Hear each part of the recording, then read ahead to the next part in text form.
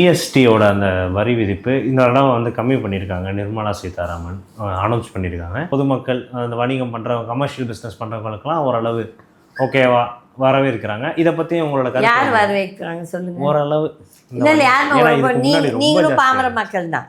எனக்கு இதுல இல்ல தெரியாதுன்னு சொல்ல. நீங்க படிச்சவங்க. ஜிஎஸ்டியில் உடன்பாடே இல்லை. இல்ல நீங்க படிச்சவர் தானே. நீங்க போய் டீ சாப்பிடுவீங்கல்ல, ஜிஎஸ்டி கட்டுறீங்களா இல்லையா?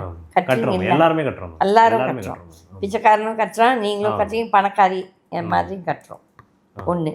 ரெண்டாவது வந்து இந்த ஜிஎஸ்டி ரிடக்ஷன் உலகத்தில் எங்கன்னா இவ்வளோ ஸ்லாப்ஸ் இருக்குதா?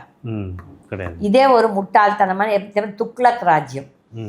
2017 தட் இஸ் 2017 ஜூலையில் இந்த ஜிஎஸ்டி கொண்டு வந்தப்போ இந்த மோடி, இந்த சோகால் கிரேட் விஸ்வகுரு மோடி முதல்ல என்ன சொன்னேன், இதே மன்மோகன் கொண்டு வரும்போது ஓவர் மை டெட் பாடி, நான் என் பணத்து மேலே தான் நீ வந்து ஜிஎஸ்டி கொண்டு வருவேன்னு சொல்லி ட்ராமா ஸ்டண்ட் போட்டார்.